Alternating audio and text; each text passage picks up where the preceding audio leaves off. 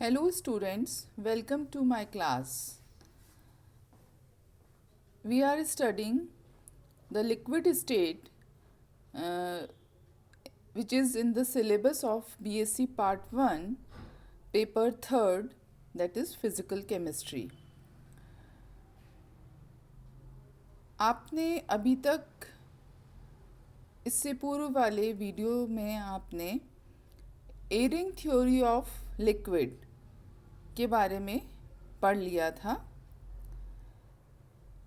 आपको यह जानकारी हो गई कि किस प्रकार से एयरिंग जो थ्योरी थी उसमें दो तरीके की व्यवस्था बताई थी कि जो होल या एम्प्टी स्पेस के पास में जो भी मॉलिक्यूल्स हैं या एटम्स हैं दे बिहेव लाइक गैस, और जो उनका ऑर्डर्ड अरेंजमेंट है वो ठोस से भिन्न होगा। इसके विपरीत जहाँ रेगुलर अरेंजमेंट है वहाँ दे बिहेव लाइक ठोस। तो इस तरह से गैस और ठोस दोनों की तरह का बिहेवियर देखा गया था। दूसरा जो आपने नोट भी किया होगा कि जो एम्प्टी स्पेस या वॉइड या फ्री वॉल्यूम के पास में जो मॉलिक्यूल्स थे उनका fraction VL minus VS upon VL के बराबर होता है, जहाँ VL actual volume of the liquid, VS solid और VL से हमने उसको डिवाइड करा है फ्रैक्शन ज्ञात करने के लिए।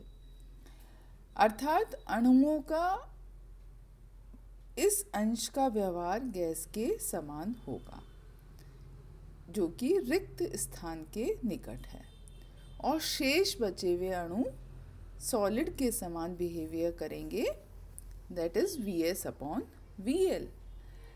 तो ये चीज़ आपको मैं पहले क्लियर कर चुकी हूँ।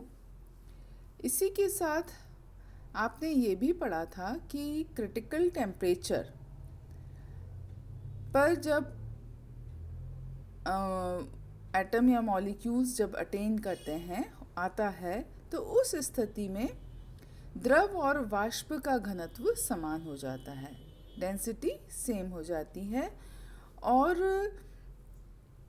इस टेम्परेचर पर आने से पूर्व आपको ये भी पता है कि जैसे जैसे टेम्परेचर बढ़ाते हैं मॉलिक्यूल्स एनर्जी को गेन करके उनकी काइनेटिक एनर्जी बढ़ती चली जाती है, उनके बीच के जो बॉन्ड्स हैं वो वीक होते चले जाते हैं और वो ऐसी स्थिति में उन बंध को तोड़कर लिक्विड स्टेट से वेपर स्टेट में कन्वर्ट हो जाते हैं।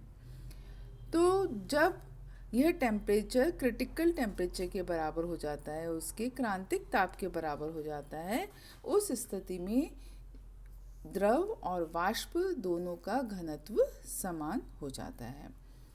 तो ये भी एयरिंग थ्योरी ऑफ लिक्विड के द्वारा इसका भी स्पष्टीकरण दिया जा सकता था। इसके पश्चात एक सरल रेखीय व्यास का नियम कैलिएट और मैथियस द्वारा दिया गया।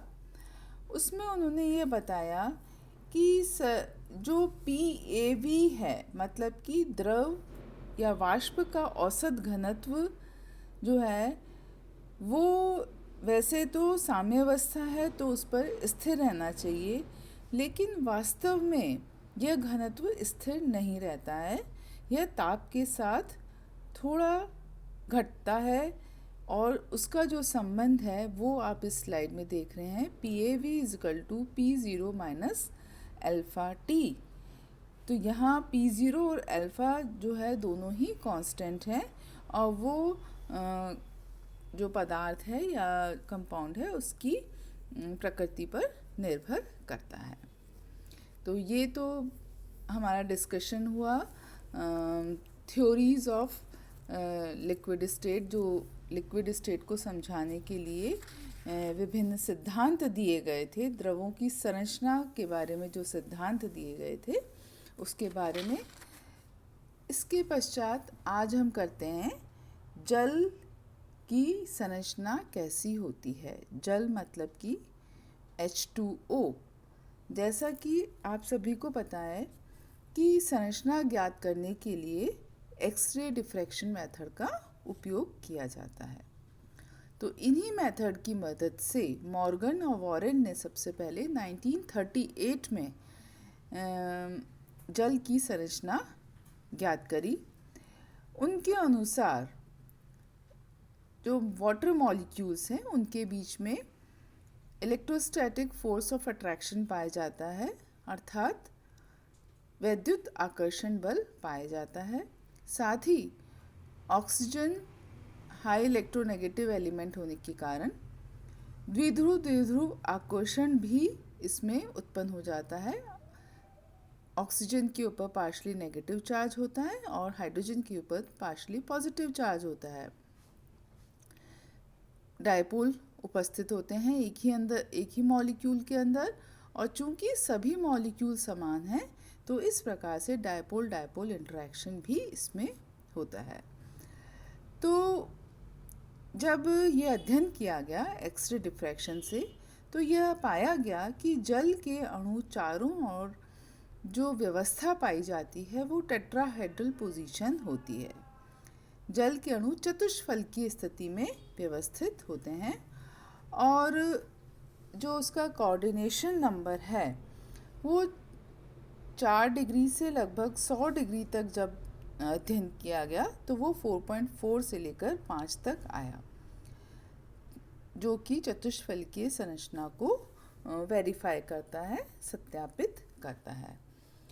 तो इस प्रकार से जैसा कि आप इस स्ट्रक्चर में भी देख रहे हैं कि जो हाइड्रोजन बॉन्डिंग है उसके कारण से मॉलिक्यूल्स में एक प्रकार का संगुणन हो गया है। एक या एक से अधिक मॉलिक्यूल जो हैं वो एक दूसरे के साथ में जुड़ते चले जा रहे हैं।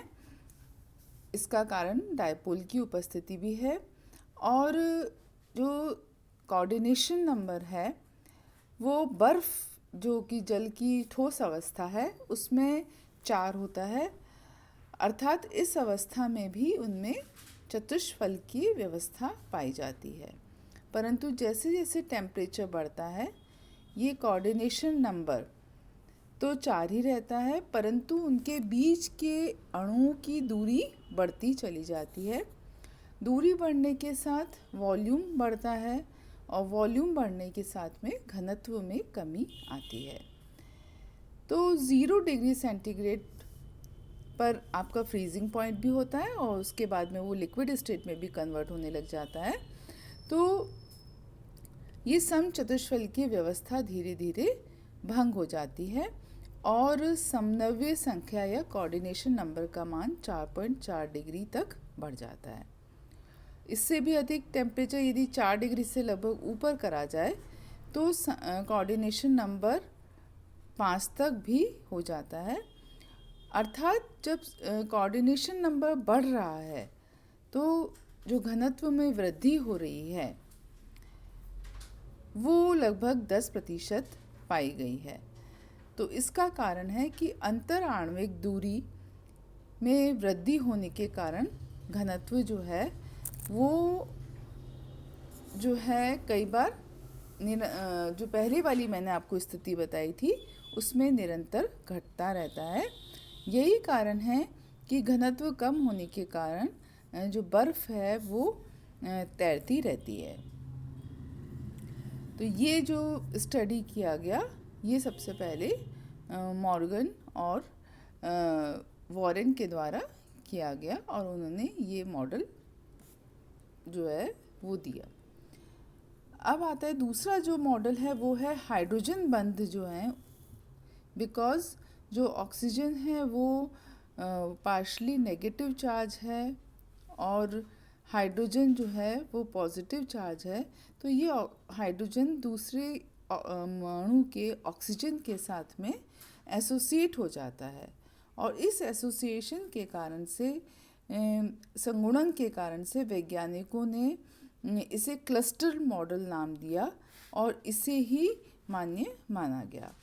इसके आधार पर जल के सारे समस्त गुणों की व्याख्या की जा सकती थी, इसलिए इसे सबसे अधिक मान्यता प्रदान हुई है और इसके अनुसार जल और जल के जो मॉलिक्यूल्स हैं वो एक दूसरे के साथ में छोटे छोटे क्लस्टर्स के रूप में रहते हैं और ये क्लस्टर्स भी चतुष्फल के आकार में हाइड्रोजन बंध से बंधे रहते हैं। ये क्लस्टर्स बनते और टूटते रहते हैं जिससे एकांकी जल के अणु जो है वो इंटरचेंज होते रहते हैं, मतलब कि एक क्लस्टर से दूसरे क्लस्टर का भी वो पार्ट बनते रहते हैं। तो इन सब का अध्ययन नॉर्टन और लेवी के द्वारा किया गया था इन 1971 और इसे ही फाइनली मान्यता दी गई क्योंकि ये अध्ययन में न्यूट्रॉन और इलेक्ट्रॉन डिफ्रैक्शन मेथड का उपयोग किया गया था। वो उसके द्वारा जो गणनाएं प्राप्त हुई हैं वो जल के अणुओं के बीच में एंगुलर कोरिलेशन को सत्यापित करती हैं। अब जो हमारा नेक्स्ट टॉपिक है वो है लिक्विड क्रिस्टल।